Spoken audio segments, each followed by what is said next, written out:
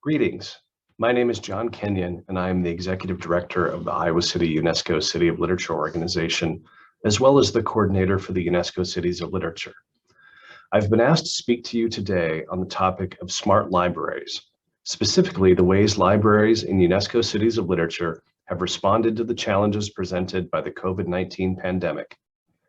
They have done so with a mixture of responses that not only met those evolving needs, but which taught lessons that will shape the way these institutions deliver services going forward, even as we move back into public spaces and resume past behaviors.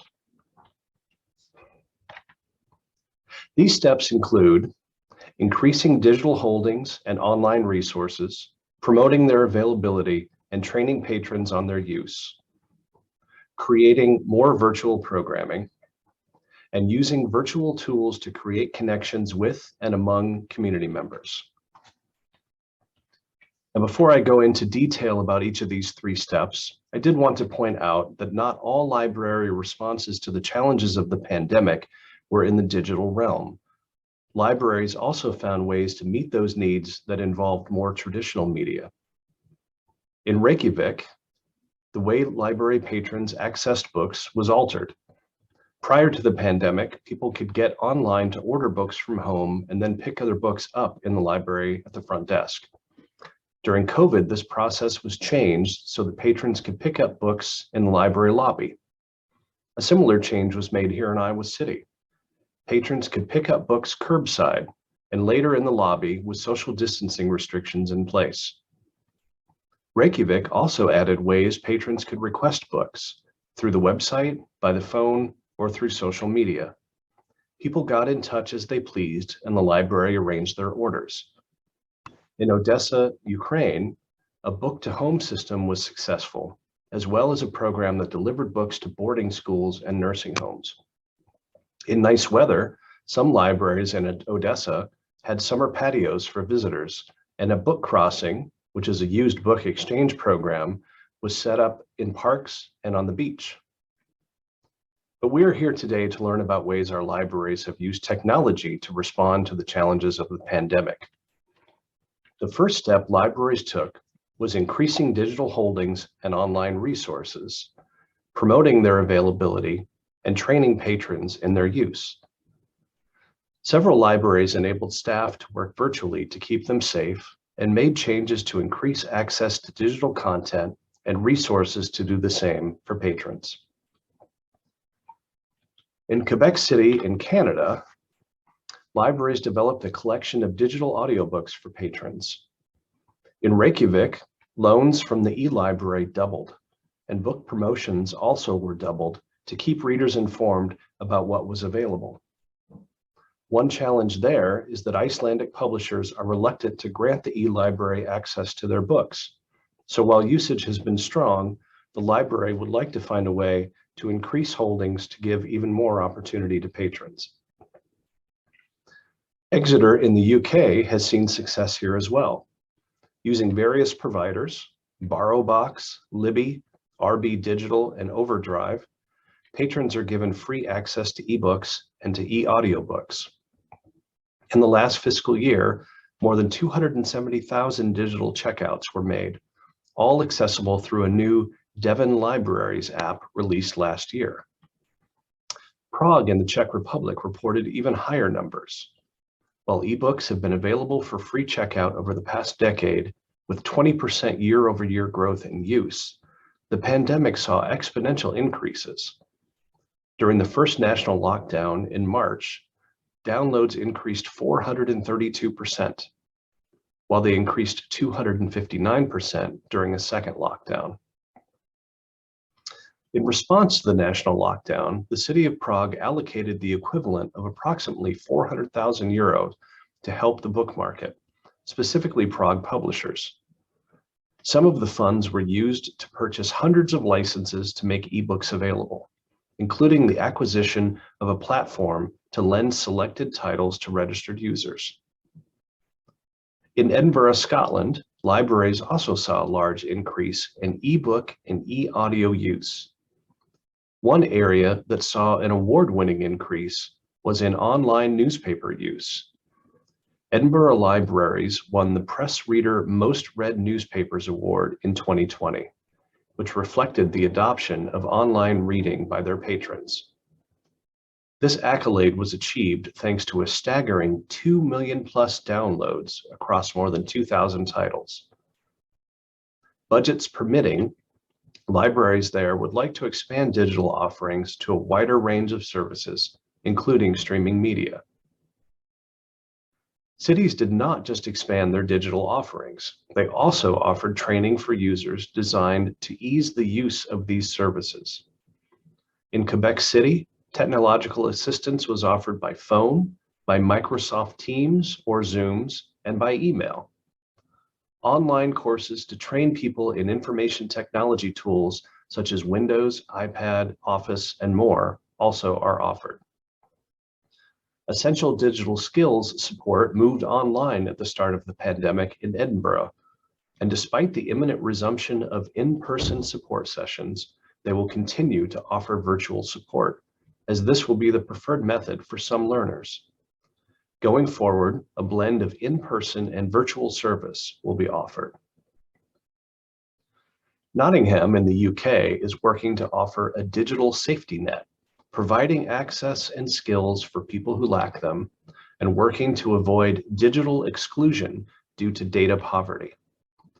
Libraries will upgrade their information and communications technology infrastructure to improve services, including a range of hardware, software, and Wi-Fi services. The second step that libraries and cities of literature took was creating more virtual programming. Many cities have shifted their usual slate of programming online. Most, like Reykjavik, report that this will continue despite the shift back to in-person events, increasing access to programs for those unable to attend physically. Libraries also are creating new events that take advantage of the comfort level patrons now have with virtual programs.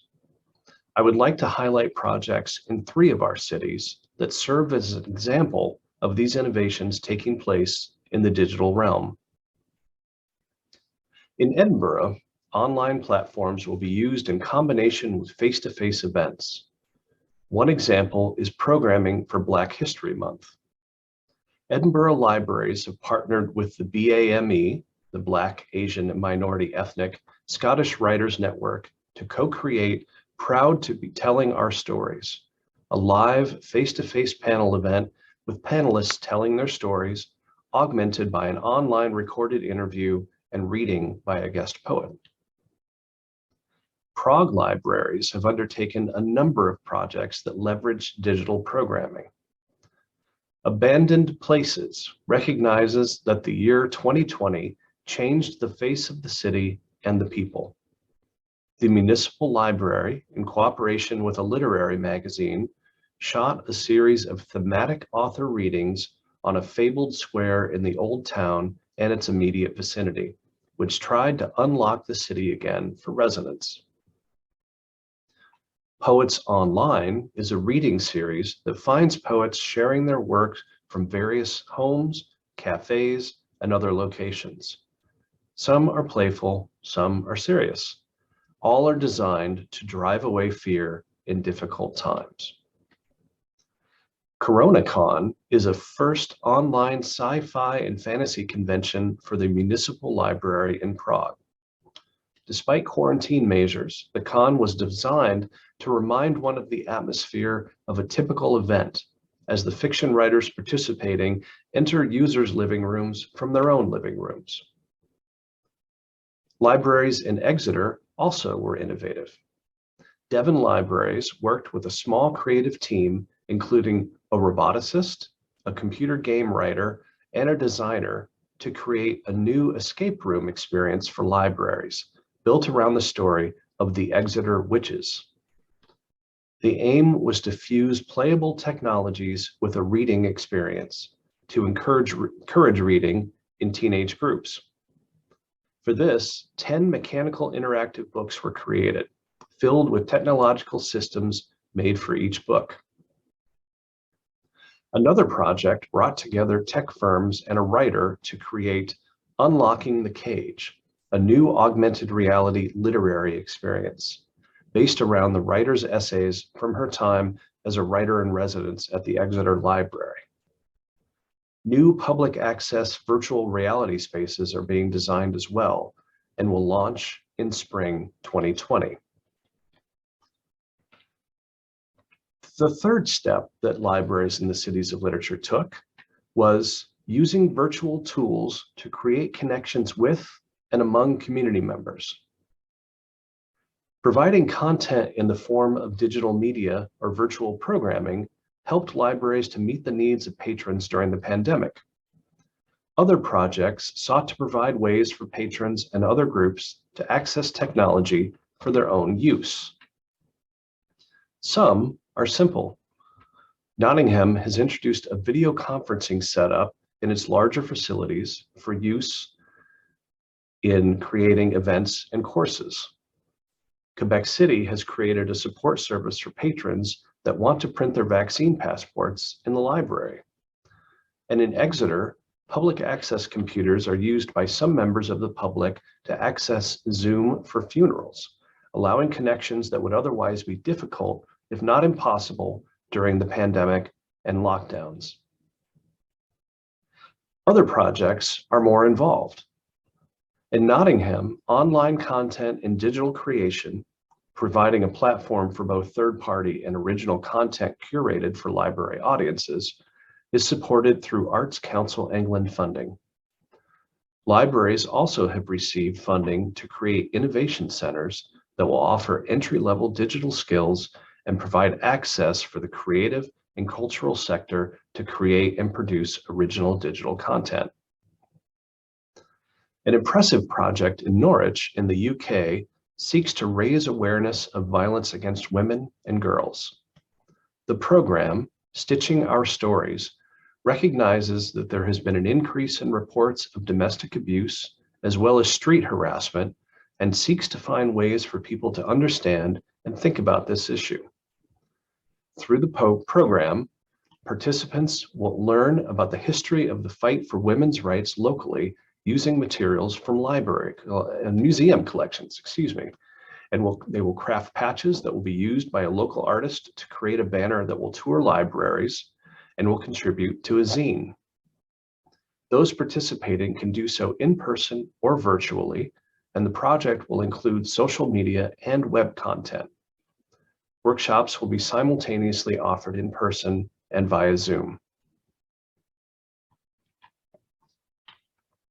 Most libraries indicated that they will continue to expand virtual programming now that patrons are familiar with the tools needed to access these resources, and will offer hybrid programming that continues to provide access for those unable to physically visit their spaces.